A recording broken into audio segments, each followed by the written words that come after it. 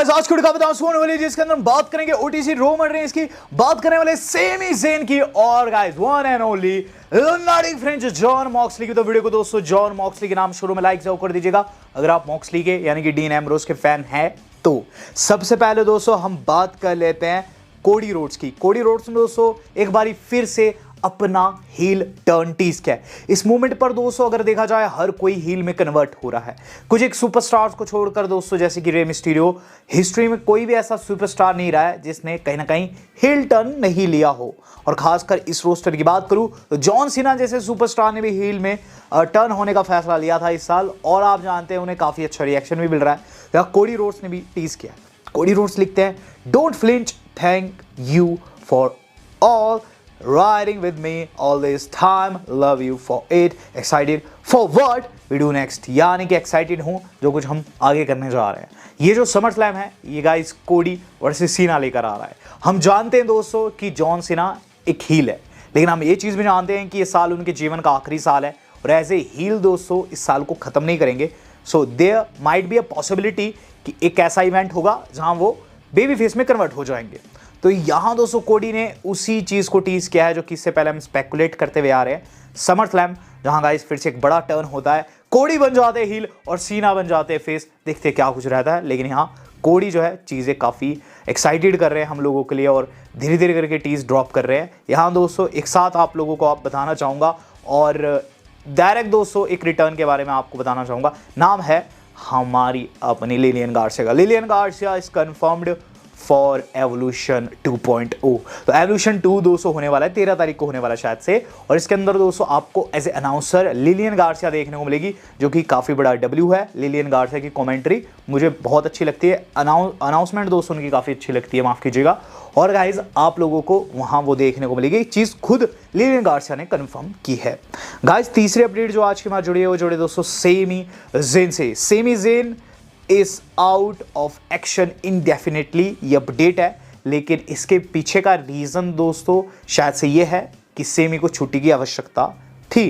क्योंकि दोस्तों किसी नॉर्मल एपिसोड में सेमी ज़ेन को इस तरीके से आउट करना जो कि एक वर्क हॉर्स है, इवन दो दोस्तों वो मैचेस नहीं जीत पाते अपने, लेकिन वो काफ़ी अच्छे से लड़ते हैं। तो यहाँ दोस्तों शायद से कुछ गलत है सेमी के साथ में, या तो कोई इंजरी उन्हें आ रखी है इसलिए दोस्तों ये एंगल दिखाया गया अभी 3 में जहाँ ब्रेकर उन्हें 3 स्पेयर लगाते हैं, या फिर दोस्तों मुझे लगता है कि उन्हें छुट्टी चाहिए थी काफ़ी टाइम से जो कि उन्हें मिल गई है।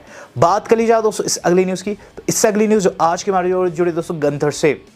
गंथर वर्सेस गोल्डबर्ग होने वाला सैटरडे नाइट मेन इवेंट में। कल आपने देखा गोल्डबर्ग वहाँ आए हैं कारवार में, काफ़ी अच्छा लगा देख के। तो यहाँ दोस्तों आपको बताना चाहूँगा गंथर जो है वो 76% अपने जीवन का हिस्सा जो कि डब्ल्यूडब्ल्यूई में उन्होंने बिताया है वो एज ए चैंपियन ने बिताया है। ऐसा स्टैट मैंने पहले कभी नहीं देखा है। और गाइज इससे पहले आप जानते हैं कि गंथर जो थे वो आईसी टाइटल चैंपियन थे, वर्ल्ड हेवीवेट चैंपियन होने से पहले दोस्तों आईसी टाइटल होल्डर थे। और गाइज उससे पहले यूके टाइटल को उन्होंने एक लंबे टाइम तक होल्ड किया था। तो 76% जो डब्ल्यूडब्ल्यूई का उनका हिस्सा रहा है वो ऐसे चैंपियन ही रहा है। तो चैंपियन है दोस्तों गंथर और गोल्डबर्ग को फेस करने जा रहे हैं। बहुत से लोग सवाल ये भी कर रहे थे कि कल गोल्डबर्ग ने कार में क्यों एंट्री ली। तो यहाँ दोस्तों गोल्डबर्ग की जो टी शर्ट है वही बताती है क्यों एंट्री ली। गोल्डबर्ग की टी शर्ट पर गोल्डबर्ग बने हुए जो कि कार में जा रहे हैं और आंखें बाहर निकल रही है और नीचे लिखा है लास्ट राइड। तो लास्ट राइड यानी कि वन लास्ट टाइम हमें गोल्डबर्ग देखने को मिलने जा रहे हैं। और गोल्डबर्ग को मसल कार बहुत पसंद है। जब मैंने सर्च किया तो पाया कि गोल्डबर्ग को मसल कार का बहुत ज़्यादा शौक है। उनके पास बहुत सारी कार्स है इस तरीके की जैसी वो रॉ में लेकर आ रखे थे। तो गोल्डबर्ग दोस्तों शायद से अपनी इच्छा पूरी की है।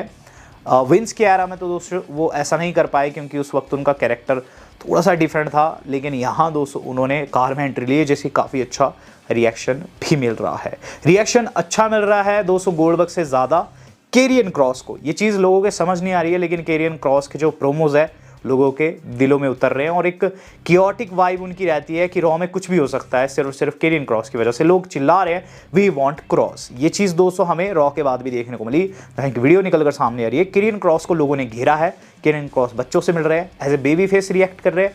लेकिन जो भी है दोस्तों बात इतनी सी है कि डब्ल्यू वालों को जल्द क्रॉस को कोई ना कोई टाइटल जितवाना पड़ेगा, वरना दोस्तों जो ये मूवमेंट है ये भी ख़त्म हो जाएगा जैसे कि पास्ट में हमने रूसेव डे का खात्मा होते हुए देखा था। तो मैं चाहता हूँ ट्रिपल एच जी, अगर आप हिंदी समझ पाते हैं मेरी, तो मैं आपको कहना चाहता हूँ कि केरियन क्रॉस के कंधे पर जल्द गोल्ड रख दीजिए, काफ़ी अच्छा मूवमेंट है। बात कर लेते हैं दोस्तों इससे अगली न्यूज़। तो इससे अगली न्यूज़ आज के हमारे जुड़ी हुई है वो जुड़ी हुई है दोस्तों हमारी एवोल्यूशन 2 के कुछ एक स्पॉइलर से। एवोल्यूशन 2 के कुछ एक स्पॉइलर मेरे सामने आए हैं और आपको बताना ज़रूरी, क्योंकि आप जनता जनार्दन है, सर्वोपरि है। तो 2 नाम दोस्तों मेरे सामने आ रहे हैं। मडूसा यानी कि अलंद्रा ब्लेज आप लोगों को देखने को मिलेगी, जो कि WCW और WWE लेजेंड रही है। देन दोस्तों दूसरा नेम जो है वो जैज का है। जैज दोस्तों एक ब्लैक फीमेल सुपरस्टार थी, जो कि अपने टाइम पर काफ़ी अच्छा करी थी WWE में। उनका अलग से एक फैन बेस है, तो वो भी आप लोगों को देखने को मिलेगी। जो नहीं देखने को मिलेगी वो है गाइस अंडरटेकर की पत्नी। यस गाइस, अंडरटेकर की पत्नी मिशेल क्या चीज़ कहती है कि WWE वालों ने उन्हें कॉन्टैक्ट ही नहीं किया है एवोल्यूशन 2 के लिए। तो मैं नहीं जानता ऐसा क्यों है। इससे पहले अंडरटेकर ने एक स्टेटमेंट ये भी दी थी कि विंस उनके ज़्यादा प्रिय है, ट्रिपल एच उनके दोस्त है, लेकिन विंस ज़्यादा उनके प्रिय है। तो कहीं ना कहीं दोस्तों एक पॉलिटिक्स जो है WWE में चलती ही रहती है, और इसीलिए शायद से मिशेल मिककूल को नहीं बुलाया गया, और काफ़ी सैड वो इस चीज़ को लेकर नज़र आई है। बात कर लेते हैं दोस्तों इससे अगली न्यूज़ की। तो इससे अगली न्यूज़ आज की हमारी जुड़ी हुई है, वो जुड़ी हुई है दोस्तों डॉम से। तो डॉम को कल दोस्तों एजे स्टाइल्स ने केक दिया। एजे स्टाइल्स काफ़ी फनी लग रहे हैं, लेकिन डॉम को दोस्तों केक शायद से पसंद नहीं आया। एक फ़ोटो उन्होंने अपलोड किया है, आप समझ पा रहे इस फोटो का क्या मतलब है, मुझे बताने की जरूरत नहीं है। और यहाँ दोस्तों बात नहीं सी है कि एजे स्टाइल जो है फाइट करना चाहते हैं डॉम से। डॉम इंजर्ड है, पर्चा वर्चा दिखा रहे हर हफ्ते, और मुझे लगता है हर हफ्ते अब एजे स्टाइल्स देखते रहेंगे कि डॉम ठीक हुआ या फिर नहीं। काफ़ी मज़ा आ रहा है दोस्तों मुझे तो इस पर्टिकुलर राइवलरी में। मैं बात कर लेता हूँ दोस्तों इस अगली न्यूज़ की। तो इससे अगली न्यूज़ आज की हमारी जुड़ी हुई है, वो जुड़े हुए हैं ब्रॉक लेसनर से। ब्रॉक लेसनर के अगर आप बड़े वाले फैन हैं तो गाइस एक तरीके की बोनस अपडेट आपके लिए। यूजीन जो कि WWE के लिए काम कर चुके इससे पहले कमेंट किए ब्रॉक लेसनर की सिचुएशन के ऊपर, और वो क्या कहते हैं, वो कहते हैं कि ब्रॉक लेसनर की जो इक्वेशन उतनी भी बुरी नहीं है। वो कहते हैं कि he is in a tough spot right now, but the thing is अगर उस पर आरोप बढ़ते हैं तभी कुछ प्रॉब्लम होगी। यूजीन ने समझा कि अगर कोई पिक्चर वाला सीन है, जो कि इस वक्त सुनने में आ रहा है, ब्रॉक लेसनर जो पिक्चर ली थी विंस एंड ऑल, अगर वो इशू है तो शायद से डब्ल्यू वाले जो फैंस है खासकर वो इस इशू को थोड़े टाइम बाद भुला देंगे और डब्ल्यू वाले वापस ला देंगे लेसनर को। लेकिन अगर दोस्तों ये जो इशू रहता है ये उससे बढ़कर रहता है, तो फिर लेसनर का लौटना काफ़ी ज़्यादा मुश्किल हो जाएगा। और यूजीन की बातों में दम भी है, क्योंकि लेसनर दोस्तों अगर कुछ ज़्यादा किए हैं विंस के साथ मिलके तब तो दोस्तों काफ़ी मुश्किल हो जाएगा और लेसनर के लौटने के चांसेस और कम हो जाएंगे। लेकिन अगर यही इक्वेशन है तो जल्द दोस्तों आप लोगों को बाबा WWE में देखने को मिलेंगे। बात कर ली जाए दोस्तों इससे अगली न्यूज़ की। इससे अगली न्यूज़ आज की हमारी टीवी है, वो जुड़ी हुई है दोस्तों हमारे सेथ फ्रीकिंग रॉलिंस से। वाई सेथ रॉलिंस के ऊपर एक बड़ी अपडेट आ रही है। Seth Rollins and Bron Breakker के बीच में कल आपने एक थिंग देखी होगी, एक अनस्क्रिप्टेड सा दोस्तों हम लोगों को पार्ट देखने को मिलता है शुरू में, जहाँ माइक छीन लेता है ब्रॉक ब्रेकर जो है सेथ से। क्या ये अनस्क्रिप्टेड था? शायद से ये अनस्क्रिप्टेड था, बट इसके पीछे दोस्तों एक बड़ा रीज़न है। क्या करके बताया जा रहा है कि डब्ल्यू वालों का लॉन्ग टर्म प्लान है, यानी कि अभी ऐसा नहीं होने वाला लेकिन आगे जाकर होगा कि गाइस जो ब्रॉन ब्रेकर है वो दोस्तों पॉल हेमन के साथ मिलकर सेथ रॉलिंस के ऊपर हिल टर्न कर लेंगे। ऐसा इसलिए भी है क्योंकि काफ़ी टाइम से फैंस डिमांड कर रहे हैं कि Paul Heyman as a mic दिखाई देना चाहिए। As a mic means Paul Heyman को मौका मिलना चाहिए बोलने का, लेकिन सेथ रॉलिंस जो कि माइक पे ऑलरेडी अच्छे है, पॉल को बोलने नहीं देते, बहुत कम बोले देते हैं। कल जो बोला उन्होंने रोमन रेंस के ऊपर बोला, आपने देखा कितना सही था। लेकिन यहाँ दोस्तों आगे जाकर जो पॉल है वो फिर से एडवोकेट बनेंगे। अभी तो खुद को ऑरेकल बता रहे हैं, एडवोकेट बनेंगे ब्रॉन ब्रेकर के, और ब्रॉन ब्रेकर दोस्तों टर्न कर देगा सेथ रॉलिंस के ऊपर। और ये लॉन्ग टर्म प्लान है, यानी कि अभी तो ये नहीं होगा लेकिन जल्द आप लोगों को देखने को मिलेगा। बात कर ली जाए दोस्तों अब आज की अपनी सेकंड लास्ट अपडेट की, और ये जुड़ी हुई है दोस्तों हमारे अपने OTC रोमन रेंस से।